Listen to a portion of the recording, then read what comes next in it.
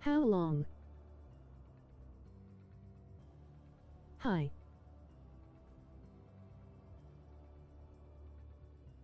Second. Hello chat. Second. What's up? Hello everyone. How long? How long until the even? 1 hour 15 minutes. It starts. Hey.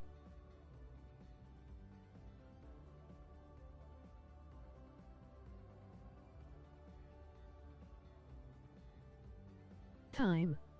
Brew. We already have verb emote. Times. We have all already got verb emote. The event starts at 7 p.m. EST. Get your popcorn, emoji popcorn, and emoji wine glass, cause we have an event to watch. Top of the hour every hour. How's everyone today? I've got it already. Brew. Time.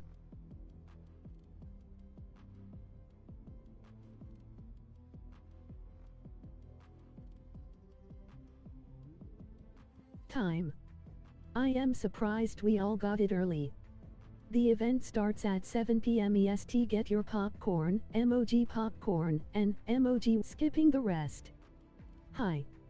Remember everyone, no spamming, no hate or racism. Hi. LOL, it said brew. Hee.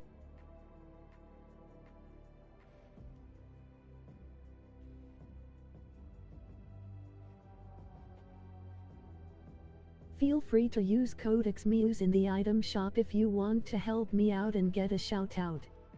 Please smash the like button to help support me. Smile. Okay. What time is it? 80.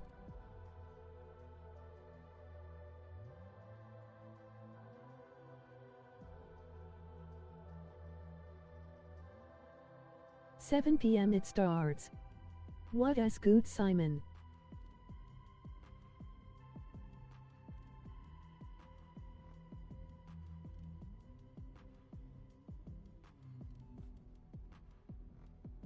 NM bro you.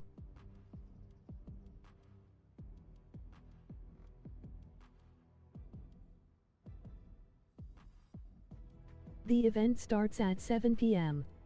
It is very close and there will be several events on top of every hour. What good, Axo?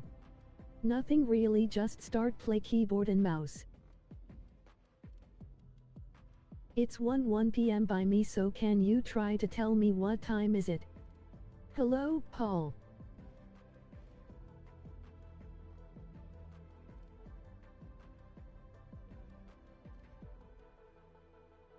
Hi.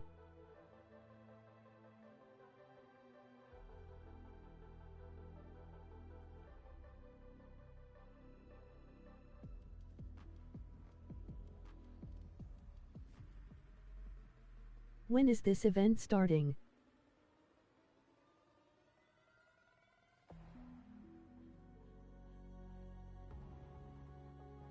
Meow, chill you caught.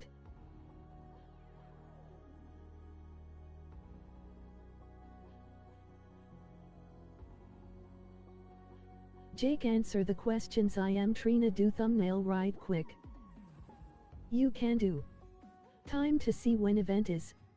Eller. GLCODBM Oxduck.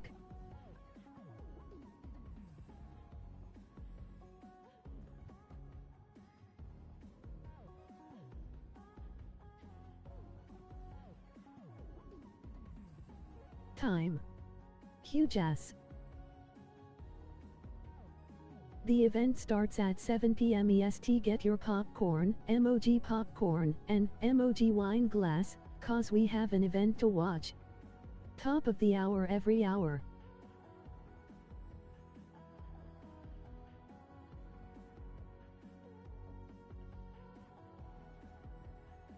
Good thing I do have popcorn. YouTube memberships are now here. You can get levels 1-5. You can get level 1 now and claim you perks and emojis starting at 99 cents a month. How many more hours?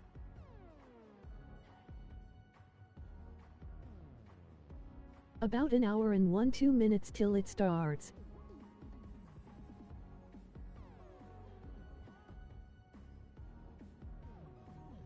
This is annoying, it is not letting me change thumbnail.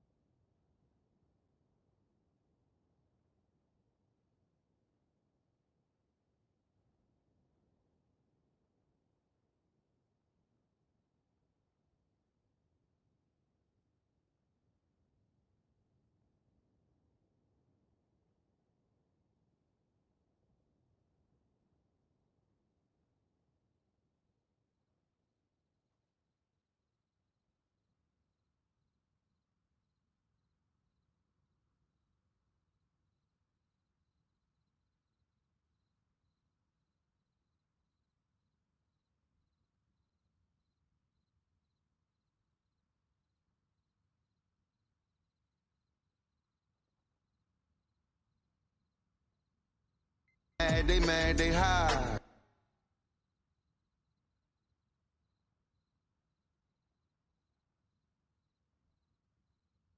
Show us we nothing, or the show.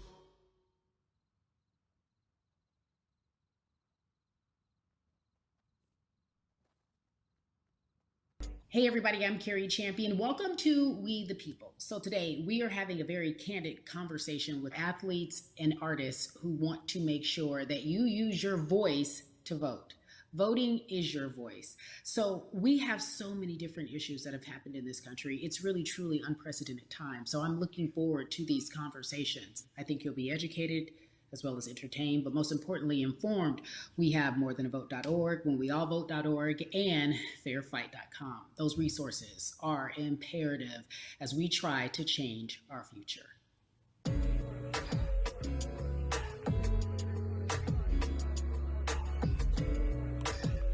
Yeah, la. There's no way that we can talk about hip hop, or even the fact that we want to talk about activism, black voter suppression, without bringing in this guy straight from Port Arthur, Texas. We are talking about Bumby. He is an activist, a scholar, and an all-around gentleman. Thank you so much for spending some time with us. Bun, I don't want to start heavy, but I guess I have to, because that's where we are in the world today. It's heavy as hell. And when you think about what needs to happen in this country in terms of change, what's the first thing that you think of? Equality. That's pretty much the first thing that comes to mind, right? Black people need to be seen as equals in this world. You know, we had to fight just to be recognized as a full citizen in this country and not 3/5. The world is now seeing what we've known for so long in the culture and in the community. The one way that we can fight is obviously voting. Talk to me about what voting means to you. I hear people all the time talking about one vote doesn't matter and that voting doesn't make a difference. If that's true, why do they work so hard to suppress the black vote? Because they understand the power of the vote. And so it's time that black people collectively also understand the power of their vote. And not just on a national level, because a lot of times we only have this conversation every 4 years. People need to be very much involved in their local politics. They need to understand who their elected officials are, where they stand on issues that affect you. And you need to use your vote to either support the ones that care about you and your condition, or to elect people who do. A newer initiative that we're dealing with is educating felons, right? So in the state of Texas, if you're a felon, right, if you've been to jail or to prison, but you're no longer on probation or parole, you have the right to register to vote. Another thing that was just brought to my attention, there's an initiative called Orange, which is happening not just in Houston, but all over the country. If you're in jail currently during pretrial, but you have not been convicted, like you're still in jail waiting for your day in court, you are still eligible to vote. And you said something so key. They work so hard to hope that we stay uninformed, but more importantly, to suppress the black vote. If you could do one thing with this message that we're trying to send today about how important voting is, what type of images would you like our people to understand and see when they go to these polls and vote, or when they cast their ballots? I think the images that we've all seen, you know what I'm saying, for decades in this country, if not centuries in this country, we've seen black people oppressed, we've seen black people attacked. So every time you look back and you see those old black and white images of people of color being attacked by dogs and people of color being sprayed with hoses, that's what they were fighting for. Back then, they were just fighting for a chance to vote. People like Martin Luther King Jr., people like Malcolm X, these people died to help us be in a position to have the power that we have now, which is to be able to cast a vote and make a decision about the people that have controls over our lives. So, I mean, if you in your own community need a reason to vote, look at a person like George Floyd. If the people in your city are not open to police reform, are not open to having the conversation about defunding the police, are not open to issues concerning economic equality, judicial equality, and racial equality, right? If they're scared to say Black Lives Matter, you have the power to put people in those positions who do believe that Black Lives Matter, who do believe in racial equality, economic equality, judicial equality, right? Who see us as human beings. And if the people in your community don't feel that way, vote them out. It's that simple. It's just vote them out. We don't have enough time to sit around and hope that people change their minds. Yeah, Bumpy, you point out something so important. We have the power. And that is in our vote, and that is with our voice, and that's how we use our voice. I think of where we are right now. People say this is a particular moment, but it is a movement, not just a moment, it is a movement. Why, in your opinion, was it George Floyd's death? Why was that the chosen brutality for people to say, oh my God, Black people are still oppressed in this country, and it is not fair? I think it's twofold, Carrie. In so many different encounters between people of color and the police, there simply is no proof of what happened in the interaction. And so what happens is in a court of law, it tends to lean towards the policeman's point of view, right? In this case, we saw very clearly what happened. I think the other thing is due to the fact that everyone was at home, basically, during this time period in relation to the coronavirus, you couldn't avoid it, right? It was on every television station. It was on every social media platform. Everywhere you turn, you were constantly hit upside the head with this message. You see in the interaction that this man did nothing to deserve what happened. That's right. That's so well said, because if you think about it, in the grand scheme of things, it wasn't worth it, and he didn't have to lose his life. I think that you touched on something that a lot of people talk about, and that is now defunding the police. That has been such a huge conversation, but there's so many misconceptions around defunding and dismantling. If you will, educate the audience. All right. So most people, when they hear the term defund the police, they tend to think of, oh, they're going to take away our police department. Nothing could be further from the point. Defunding the police means that in certain communities, even Houston, take for example, we had over $1 billion allocated to our police force. Now, what is that money being used for? Some of that money tends to be allocated towards riot shields, right? Pepper spray, right? That kind of thing. That's only used against the people that fund this budget, right? So why would the people want to supply the police with the means to oppress them? If the police are concerned about the situations in certain communities with a higher crime rate, well, higher crime rates tend to happen in communities where there's not employment opportunities, right? There's not a lot of social services, and people are going to do what they need to do to take care of themselves and their families. When the community has more opportunities for employment, more opportunities for upward mobility, then they tend to be less of a strain on the government. They tend to have a lower crime rate. And because of that, we'll have less need for the police in those communities. You are passionate about so many different things in terms of making sure that we are holding our leaders accountable. Talk to me about some of the other projects that you're working on. Well, right now, obviously, being a part of More Than a Vote is essential. We're dealing with primaries in this country right now. And we just want to educate people. We want to inform people because people are tired, they're angry, they're concerned, and they want information and they want action. And so we want to make sure that we give them the right information and lead them in the right direction. And we thank the people that do not look like us for standing with us right now, because it's very important that people who aren't Black be involved, because if Black people could have gotten rid of racism, we would have done it hundreds of years ago. And so I'm trying to use my voice and my platform just to let people know that if they feel like I do, there's a number of places they can go to enact change in their community. People need to know about how their city council runs. They need to know that they have the ability to speak when city council meets, to let them know that that's not the way that they feel their city needs to be run. Those are not the places that they feel the money of their community needs to be allocated.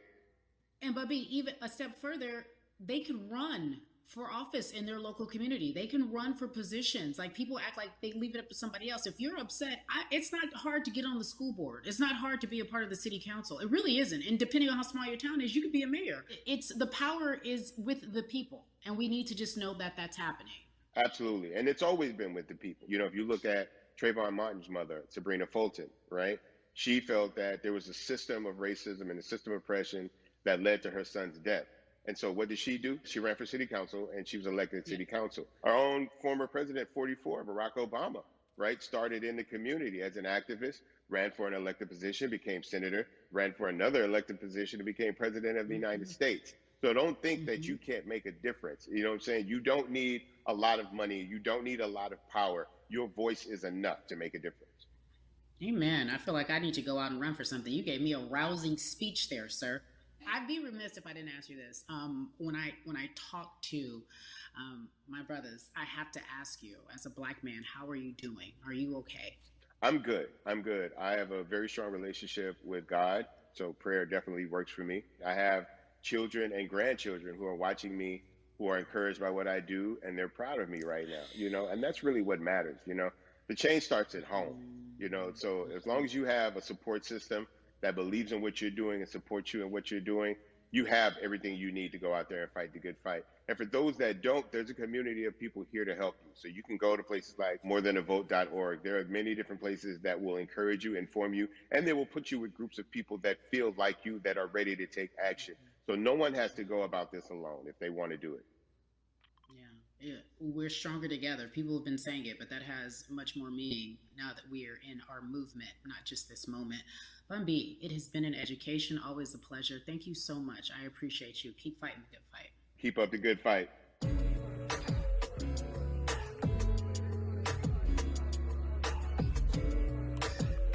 Yeah, la. So our next guest, I have to admit, I'm a fan, but there are so many different people that we could talk to, and I thought it was so imperative that we speak with her. You know her as Molly on the huge, successful show Insecure, HBO's Insecure. She also has a comedy special highlighting her Nigerian roots, and she's an amazing podcaster. Let's welcome in Yvonne Orji, everyone. You have such a beautiful way of making things funny, giving us our medicine with some candy, right? The humor and the healing. You bring all of that to your space. And right now, as you look across this country and how everyone is so broken and so upset, if it's not social injustice, it's the pandemic, it's depression, it's unemployment, the list goes on and on. How are you doing, quite frankly? You know, I'm rediscovering self in a way that is hard, but necessary, that will lead to ultimate joy. I know it sounds like a lot, but no, I think I personally think that God put all of us on a global timeout. Like we just, you know, America hasn't done as good as other people when it comes to timeouts because everyone else is out playing at recess, and we're still in the principal's office hoping and wishing we can come out. But I think that if we settle into the timeout and really learn the lesson that we're supposed to learn from this season, I think we'll emerge better. We'll learn how to play well with others in more ways than one. And so personally for me, I'm taking this time to learn me in a new way. I feel like I'm being ushered into a new season, and I'm getting still, because sometimes the busy confounds the work that we're supposed to actually be doing. You know, we're busy doing other stuff, but we got work that we need to do on the inside. And I'm leaning into it. I'm like, dang, I thought I was gonna be able to rest like everybody else. And God's like, nah, we got work to do. You know what? And I think that's what everybody is saying about 2020. It's demanding that we be better. And you said it's a global timeout. What do you mean by that? Yeah, it's like everyone sit down, be humble, to quote the great prophet Kendrick Lamar. But like, no, seriously, sit down and let's reevaluate some things. Let us unearth and shake up the things that we have been trying to hide within ourselves, within our nation. I think America is going through an unraveling right now, a much needed, a much necessary one. And I think all eyes on us, right? There is no, oh, I was on the subway for an hour, so I didn't miss that thing that happened. No, everybody was home. Everybody, you know, was watching when George Floyd died, and everybody, no one could hide it. Everyone was watching when Amy Cooper called the cops. Like, this is a time where it's like, oh, we can't pretend it away. We can't excuse it away. No. It's a global timeout. Sit down, watch, and let's learn. And globally, it's like, hey, we were going business as usual, but it ain't usual no more. Like that's old. Anytime change occurs, it's very uncomfortable. And so right now we're sitting with we're getting comfortable with the uncomfortable. The minorities, we've been comfortable with being uncomfortable, because that to me explains just the existence for whatever we want to do, how we break into our careers, how we live our lives, how we find ourselves one of the few or one of the first. And that's a lonely road. When you look at, and when you talk about this global timeout, everybody had to pay attention to Amy Cooper. Everyone had to pay attention to George Floyd. How is that helping us as a people, as a country, during our global timeout? I think, well, one, we're not minorities, Carrie. You already know it. It's like these labels that they put on us. It's like the same way of saying like black on black violence. Also, there's no white on white violence. It's branding. Yeah, right. It's all branding. Yeah, you're right.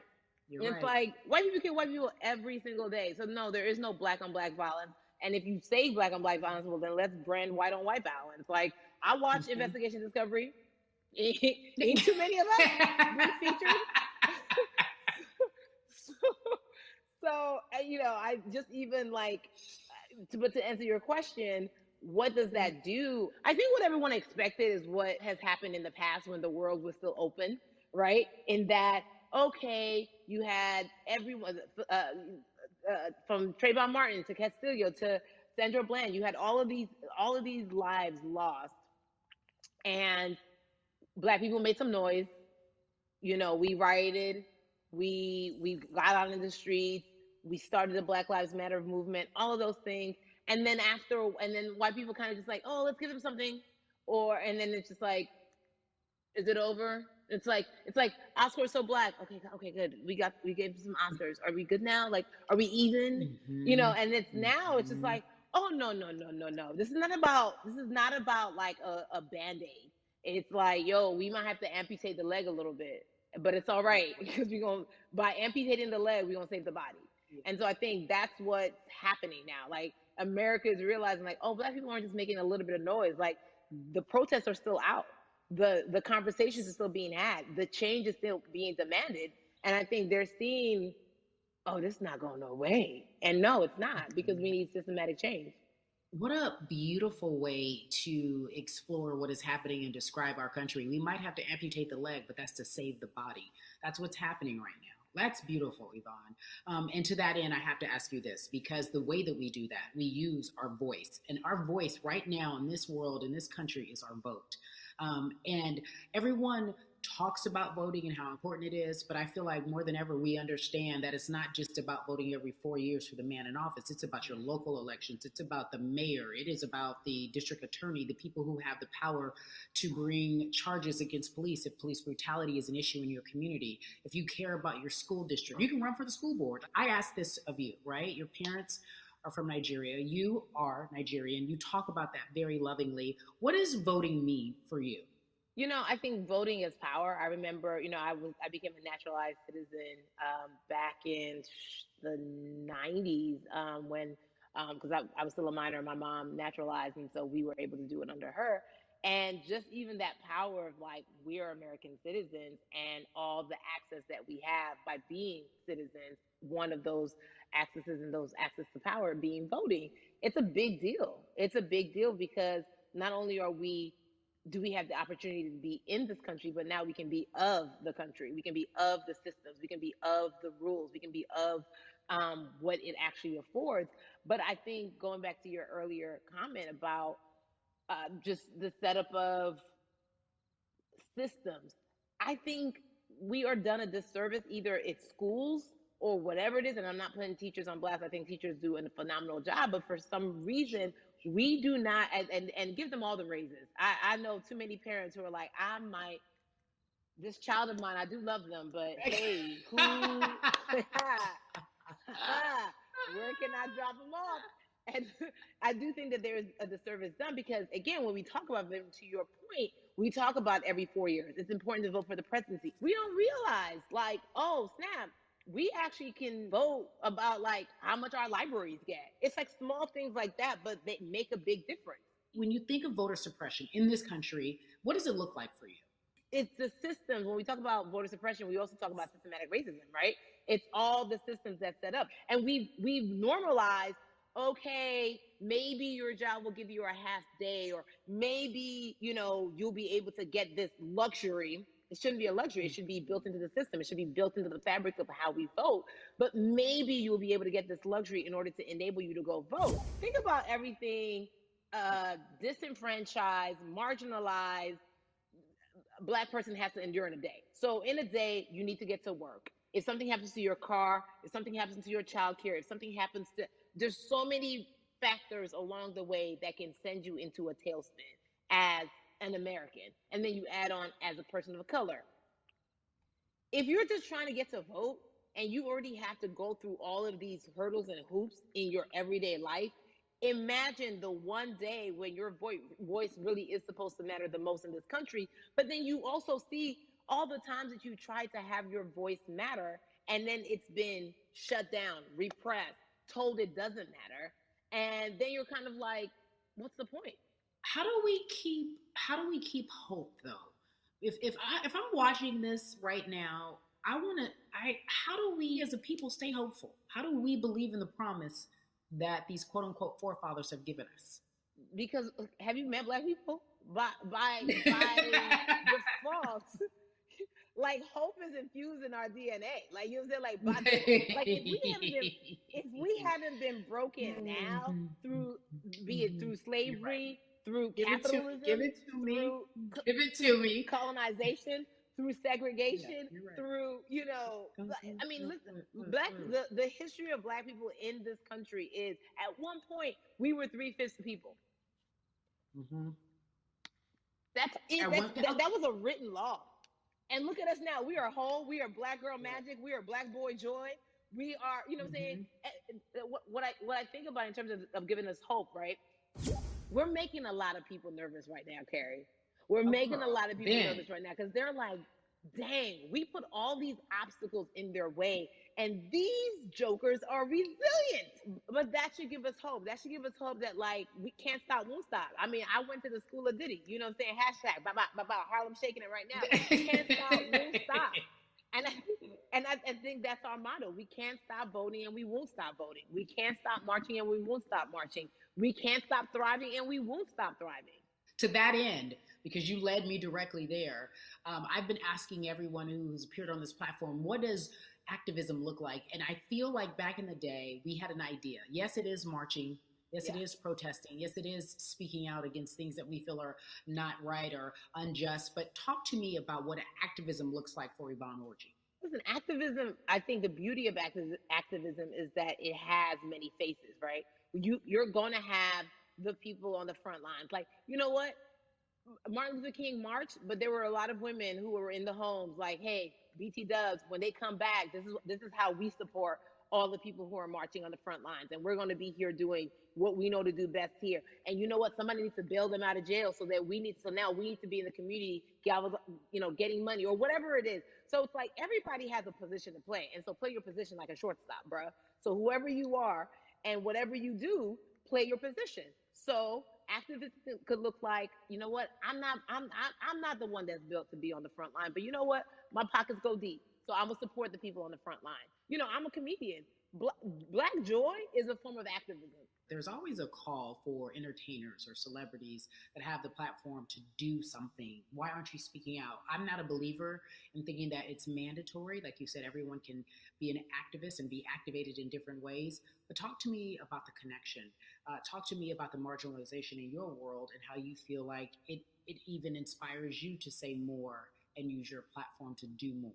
Beneath the surface of what we do, like Niecy Nash says, it's the who, right? The who is the person who's going to be like, hey, let me call this out. Either blind racism in terms of overt racism, in terms of ways that we can be better, in terms of ways that we can actually be more uplifting to the community that you may not even realize that you're serving. Before I let you go, talk to me about the urgency, in your opinion, for people to vote, our people to get out and vote this coming election. Yeah, I mean, guys, if you think you're tired now, I'm telling you right now, we cannot take this sitting down. We can't take this jokingly. I understand that it may be hard to figure out who to vote for, but at the end of the day, we got to vote for our families. We got to vote for our legacies. We got to vote for continued progress. We have to vote for upward mobility. We have to vote for equality in a way that is long lasting. And if we succeeded before, we can do it again. You talk about the hope. This is the time. This is not the time to give up. This is not the time to pretend a way that we haven't made progress. We have. There's still much more to be done. And you know what? We might have to get to a point where we pass the baton to our children and our children's children, but we still have work to do now for that generation. Yvonne Orgy, you are everything. You are Molly, but you are not Molly. But I love you so much as Molly on HBO's Insecure. You are an amazing podcaster, Jesus and Joloff. Shout out to Lovey. And then we also have movies. Like you, the world, you're a model, a cover model. Also, wait, don't let me forget your hugely successful stand-up comedy special on HBO. Girl, you're doing it all. And I am so grateful. You are truly the dream, not just the American dream. You're the black girl, brown girl, do it all dream, the immigrant dream, everything. You're a beautiful, beautiful soul. I really, really mean that from the bottom of my heart. Yvonne Orgy, ladies and gentlemen, nothing but the best and excellence personified. Thank you so much, my friend. I love you so much, Mama. Mwah.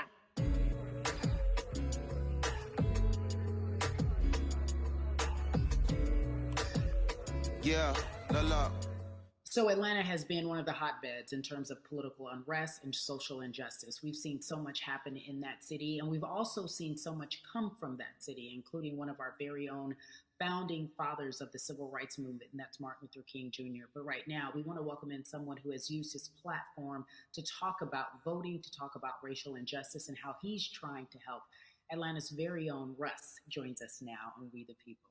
Russ, I'm not going to fan out and tell you what some of my favorite songs were that I listened to repeat on yours. We're going to get to the topic at hand. So amazing. We got to talk about, recently you did an interview where you shared your outlook on culture and music. And you also were very candid about the fact that you have a privilege and that it's necessary for you to give back. Tell everybody about what that means.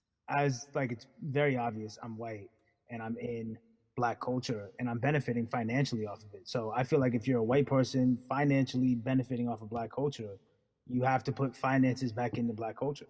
It's just that simple. The screenshots with your feelings, it just comes off like fake empathy because it comes off very dismissive and very oh, that sucks for y'all, but anyway, back to what I was doing. Have you felt that way always, or is it now because of the time of where we are in this country? I've always had the feeling. I think now it's just obviously elevated. It's a new level and there's new, it's to the point now where you can't, first of all, you can't not say anything. Second of all, though, I just think saying something isn't enough anymore. I think, if you have the ability to put money back into a culture that you're financially benefiting from, you have the ability to, you should. It's interesting that you talk about it in that way because some people do believe that silence is the best way to go because it's hard to talk race, especially if you're white and you're in the Black culture. People just feel as if they can't talk about it. They feel awkward. They feel as if they don't have the privilege or the voice or the words. How do you find yourself right now in terms of interacting with people when they want to talk to you about social injustice, police brutality? What's going on in this country right now? Well, first of all, picking and choosing whether you want to be silent or not about race, that's a privilege in and of itself. But no, I mean, I try to just do my best to listen to the Black people around me and the educated Black people I have in my life. So I do my best to not act like I have all the answers for everything, especially in a culture that I'm not from. But that's why when we decided to raise the money for Black Lives Matter organizations, when we raised $500,000, we got on the phone with some of the women who started Black Lives Matter. I got on the phone with Tamika Mallory. I was on the phone with Karen Civil and talking with my friends to make sure the money went to like the correct places, and people who really need it. It's just about listening. That's all. It's about listening. Let's talk about that for a moment because the way I think of activism, for me, it looks very differently. It's not necessarily just protesting on the front lines. I think that's great.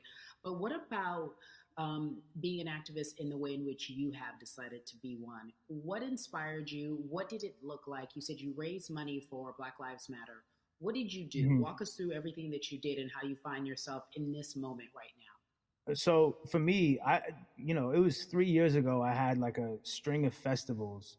And I decided that I was going to wear T-shirts with a message on them because I figured what better time to use a platform than in front of, a bunch of people. So one of the T-shirts I wore was, if you want to change the system, speak up, white silence is pro-racism, the whole thing. And it didn't really it kind of got swept under the rug back then.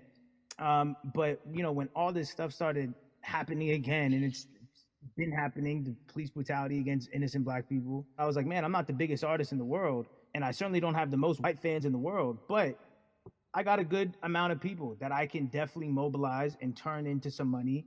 And I know they're down for the cause because it's merch, it's a good thing. And I've always been outspoken anyway, you know? And so how am I going to be in Black culture and not be outspoken about racism? And then I got to ask you this, because you grew up in Atlanta, so that gives you a heads up, depending for so many people, because you're in the crux of that beautiful Black city where there are so many wonderful Black leaders, home of so much great music and things that speak to our culture right now. And we are really, really getting our word out, especially with this platform today, and saying that we must use our voice to vote. Talk to me about what the importance of voting for you.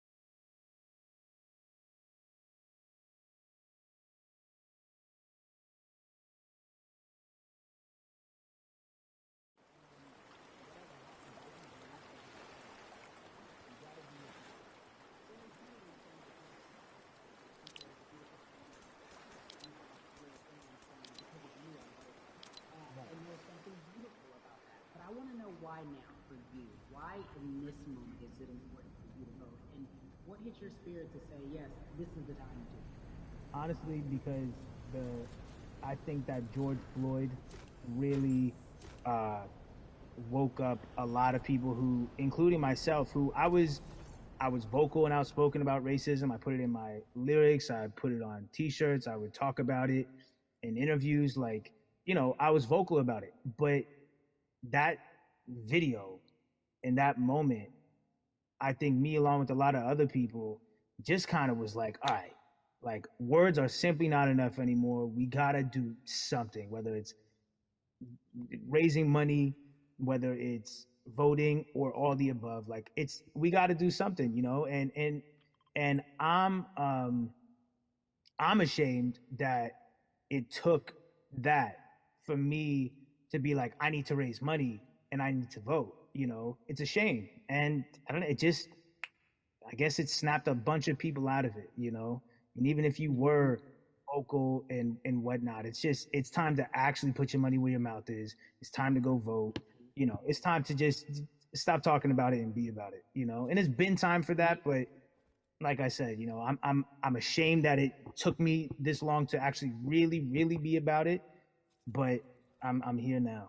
So Russ, we all know that this is going to be your first time voting. Tell me what that experience is going to be like for you in terms of what you're excited about. I think, you know what it's going to do for me? It's going to let me know that I'm contributing to something bigger than myself, and I'm actually putting my money where my mouth is, and I'm being about it. Because, you know, for so long, and I know I'm not alone with this, but, you know, standing on the outside and just screaming about this and that, and this should change, and it's like, all right, but did you vote?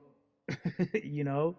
And so you know, I know it's going to feel good to know that I played a small role, you know? And that's the problem. I think the mentality of like, my vote doesn't matter needs to be changed to my vote, albeit small, does matter. It's a role I'm playing. And if I play my part and you play your part and he and she plays their part, then we make a difference. But you know, it'll feel, I have a feeling it's gonna feel very, very bigger than me. I mean, I think when you realize that giving actually feels better than receiving, that's when you start wanting to do your part and contribute. So voting is an easy way to give, you know?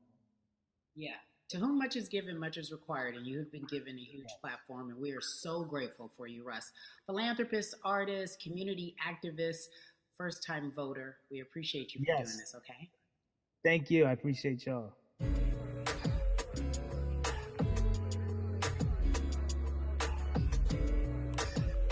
Yeah, la.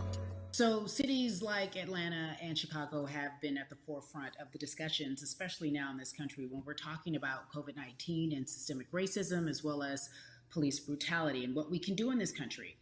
Again, we're continuing our conversation, letting you know that your voice is your vote and your vote is your voice. We can change where we are in this country. Currently, I'd like to welcome in Chicago Cubs right fielder Jason Hayward. I appreciate you.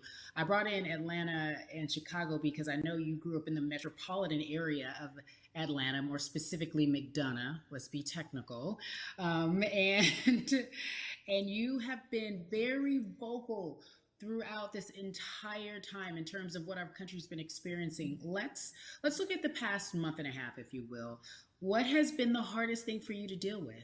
The hardest thing for me to deal with, Carrie, this last month has just been going from the virus shutting everything down to us being called to action.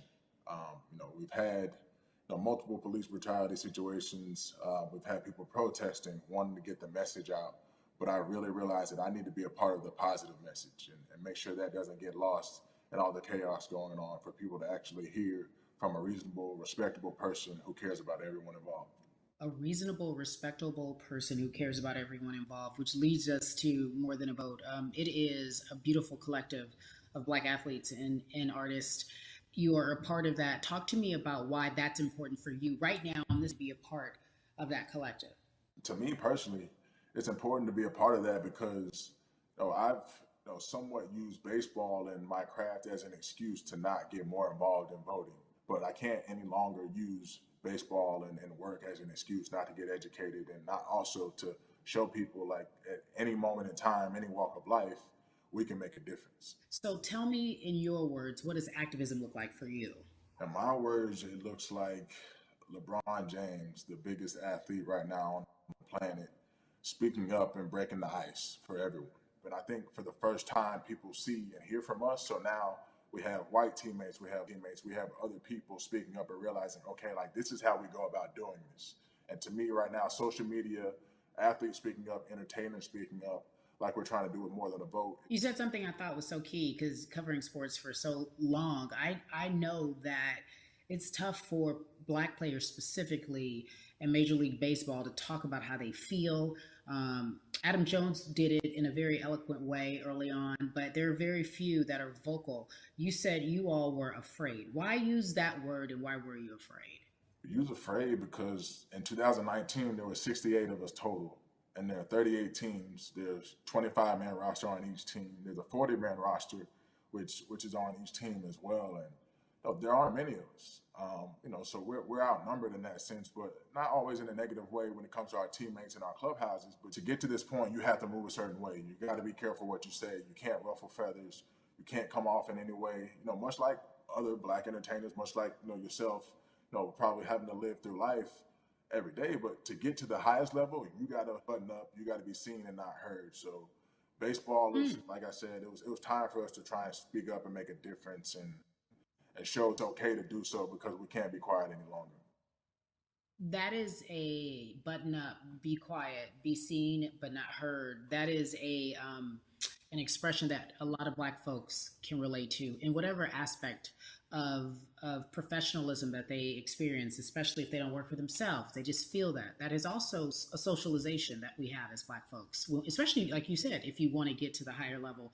And for so long, I felt it bubbling right underneath the surface that so many of us who were in whatever positions we were, who had platforms, were tired of pretending and looking the other way and spending so much time making others comfortable while we were uncomfortable. Do you feel that this is the type of movement that is sustainable, or is it just for a time? No, it takes everyone joining in on the conversation. And right now, I feel like more than ever, there is little things as possible to distract from bigger issues. And we saw on draft day, we saw our president, Theo Epstein, holding up the sign saying Black Lives Matter and wanting to include the rest of MLB in that. But now we're having those conversations as well. So I definitely think this is sustainable, and it's not always just going to be the popular thing to do. This is something that people want to get right because they know we care. Jason, you said you think it's sustainable, that what you're seeing, especially with your colleagues in baseball, that this can be something where you're feeling more comfortable, feeling more safe to share how you feel about social injustice and police brutality. What are you doing right now in this moment with your platform to help change how we look at voting and how to educate the culture and the community about voting? Well, first, what I'm doing, Carrie, is joining up with More Than a Vote and joining up with other athletes and entertainers to get that message out and use our platform in that sense as a group.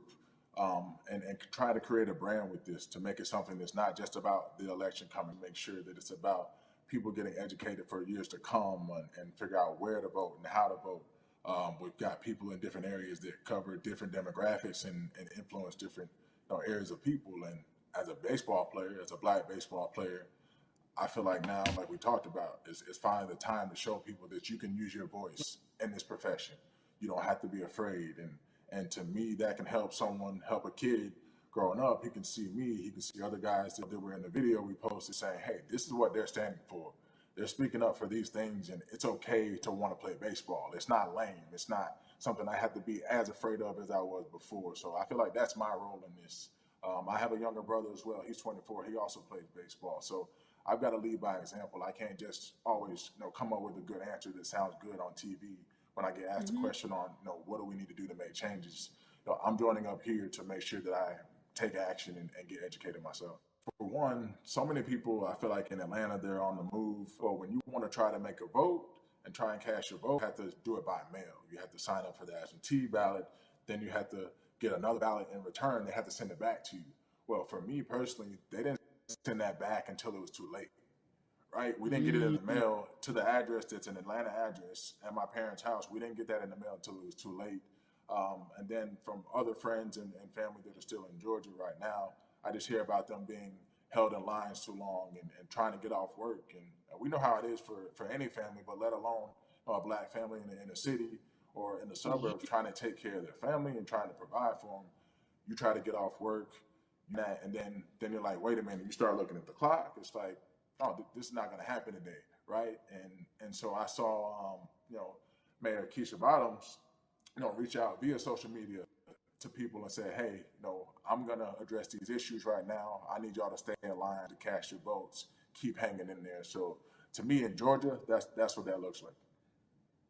Well, it's interesting that you even bring that up because there have been all these images specifically from Georgia, because that's such a battleground, where you see people, especially when it came to the primaries, doing whatever it takes. And this is real life voter suppression that you're talking about. It's been happening for decades. It's not fake. What you're saying, these examples of sending you your ballot too late after the fact or shutting down the polls at 6 o'clock while people still are in line, that's a real life issue. There needs to be some type of change. And I think that what we're doing right now is fair, but the idea of voter suppression, do you think that is well known, especially with folks, within the generation, your generation? I think it's known in our communities, right? I don't think it's spoke on enough. I don't think there's been enough light drawn to it. Bring it to light. Let people hear about it. Let people learn about what that looks like. And get more people to say, okay, look, like this is going to happen. We have to expect this, and we can no longer make the excuse. We can't say they didn't warn us. Jason, everybody knows, or it feels as if everyone knows, that the time is now. America's paying attention to us. We have their eyes. We have their ears. If you look toward the future, what are you most excited about in terms of seeing a change? I'm excited about how fast the word is traveling. The word is being spread right now. The biggest athletes, the biggest icons, biggest entertainers are doing their part, but I'm also seeing people out there on the streets doing their part. When so many things got lost, could have very easily got in the commotion when it came to protests, and you saw rioting, you saw looting. People still stood their ground, and people still went out there and said, look, we're doing this for the right reasons. We're going to come together. We're going to use drones. We're going to use social medias. I feel like this is a new wave of getting things done the right way and just spreading the message. You're right about that. And you're right. People are spreading the word unapologetically. We out here. We doubling down. Thank you so much. I appreciate you. Right.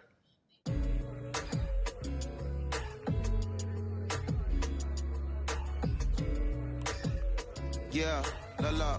Hey, everybody. I am so excited to welcome a friend, a brother, family member, if you will, former colleague, NBA great, sports analyst, philanthropist. He does it all, and he's here to give us his time and his platform to talk about something that is so important, that is voting. Everybody, welcome Jalen Rose to We the People. Talk to me about how important it is for the people who know you and love you and look up to you. Why is it so important that you use your platform to talk about voting? Initially, we have to get past the stigma of the mental systemic racism that comes with the presidential race, governors, mayors, senators, judges. We've been conditioned to believe that our vote does not matter. So usually when we looked up at all of those races and people that were running, not only did they not look like us, we didn't believe they were there to represent our best interests. So therefore, as a collective, we didn't mobilize until Barack Obama, and we felt a sense of hope that finally our country is going to do something that we felt would never happen in our lifetime. And I remember being at the inauguration in 2008. I made sure I was there. And we voted. In 2016, we didn't vote, Carrie. We didn't vote. And so many people try to make this political. This is not political. Me telling somebody to vote is like telling somebody to pay taxes. So that's one, getting over the stigma of nobody is going to represent our best interest. And then number two, the reality is that the person that gets the most votes doesn't necessarily win the presidency. That's uncomfortable right there, because that's actually what took place in 2016. The Electoral College chose the president. And if you put all of their pictures up, I'm pretty sure they look a lot more like each other than they look like you and I. How about that? And then the third thing, especially in urban environments, oh man, they create barriers for us, Carrie. It's like you got to jump over the fence, you got to run past the dog, you got to jump on the hood of the car. The lines is 5 hours long. You get up to the polling, they don't work. Elderly people working in the city, while they got the young people who understand technology working in the suburbs. Like, these are all systematic things that try to discourage us from voting. And then finally, we don't have a day off to vote. We need to work. So we don't get a day off. It's going to be a full day, and I got to work to pay my bills. So you know what I'm going to do? I'm going to mail in vote. And you know what you want people to realize? That counts too. So your vote will be counted if you're able to mail it in. So those are a few things that I hope that we can do and mobilize. And shout to LeBron and his team. Shout to you and everybody involved. We will make a difference. Well, let's talk about more than a vote. There is a Black collective of athletes, of artists coming together and saying voter suppression is a real deal, especially in the Black community. When you just talked about, I got to work, so I can't go vote. And then when we do get in the booth, just in case we don't have to work, do we know who we're voting for? Not only do we have to vote, we got to be educated. And it's not always even about the man who's in office or the woman who's in office for president. It's about your local elections. It's about the people who are your DAs, your state DAs, like the people who actually make change in your community, who will change police brutality, who will make sure that your community is taken care of, who will defund police and hope that they can help you in stopping police brutality. So talk to me about why you decided to be a part of More Than a Vote and what it actually means. Well, it means a lot to be involved with such an impressive collective, as you mentioned. And I said this multiple times, and I know it can be uncomfortable when I say it, but a lot of times we have to get to the root of the issue before we find a solution. And the quote was, I wish America loved Black people as much as it loves Black culture.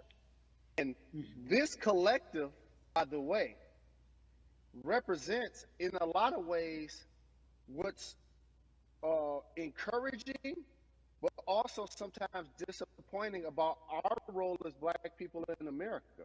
Because we were brought here as labor and to entertain.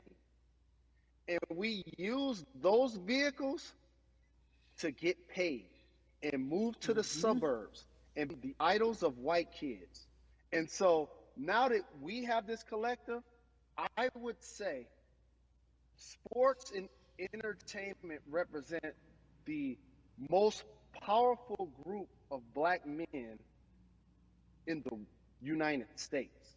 I'm talking about money, power, celebrity, the ability to mobilize, community involvement, their leadership, their intellect.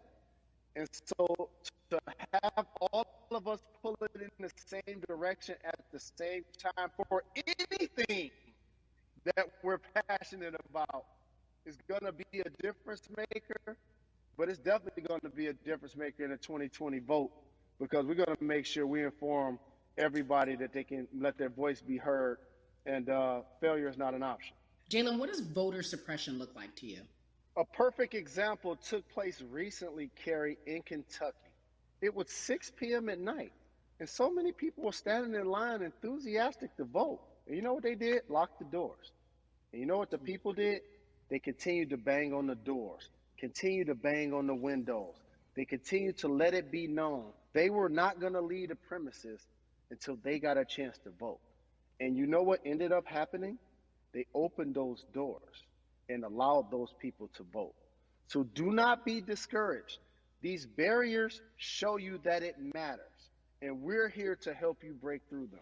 The same thing with our platforms and voices, Carrie, because you know what's going to happen. At some point, Breonna Taylor is not going to be trending anymore. People are not going to be protesting anymore. But it's still up to us to keep making sure that our voices get heard, and this is one way to do so. Right, and that is a form of being activated, being an activist. It doesn't have to be protesting. It doesn't have to look like what you think traditionally activism looks like. It's voting. It's that simple. We now have to understand, like, this is a critical mass moment for this movement to continue to hold up as much steam for as long as possible. And that's what this collection is going to hopefully allow for that situation to happen.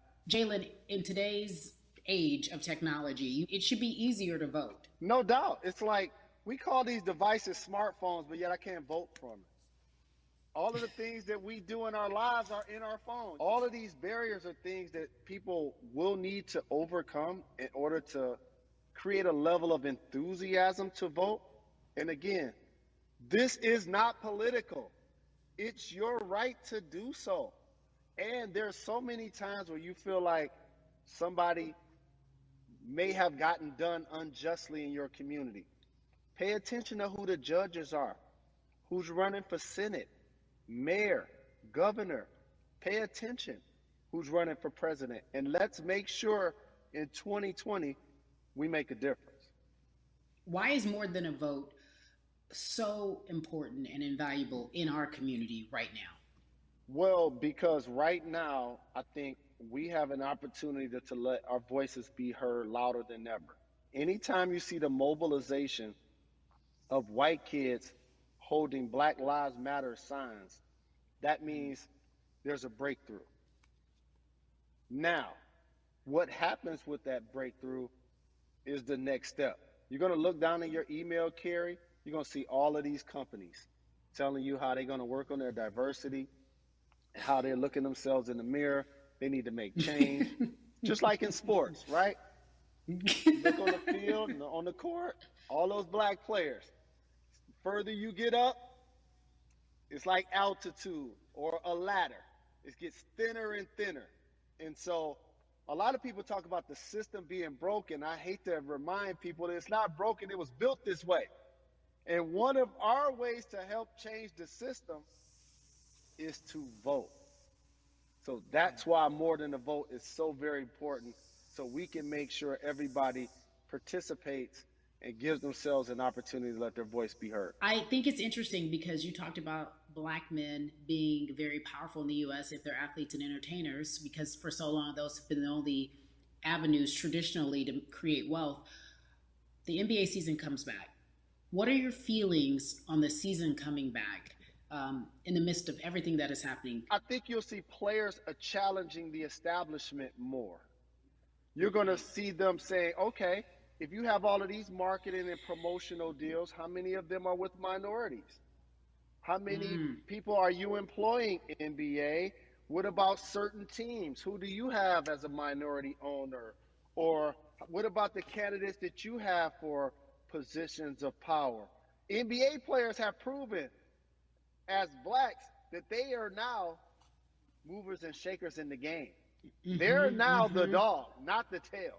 So if they decide not to play, some of the biggest social changes and conversations have taken place in sports that weren't during the game. Colin Kaepernick was before the game. The Ali Summit was a press conference. So they could mobilize if they chose to. But when and if you do play, challenge the league. Black Lives Matter on the jerseys. Continue to make sure that every time people are watching the game, they're also seeing the movement happen. Jalen, I appreciate you because you are always entertaining and informative at once. I really, truly am looking forward to the NBA season. Thank you for working with More Than a Vote because your voice, your platform, all of it is needed, my friend. Be safe, okay? Yes, ma'am. I love and appreciate you. One call away always. Thank you. Love you, brother. Love you too. Every conversation that we had today, I hope was helpful for you. I am so grateful to everyone who came on with me to talk about what's going on in our culture and how we need to change. Huge shout out to Jalen Rose, Bun B, Jason Hayward, Yvonne Orgy, and Russ. Their words were inspiring, but also important and invaluable. I hope your phone is full with all the information that we've been able to place in front of you. Again, you need to check out these resources because they are so important because we want you to vote. That is your voice. It is important.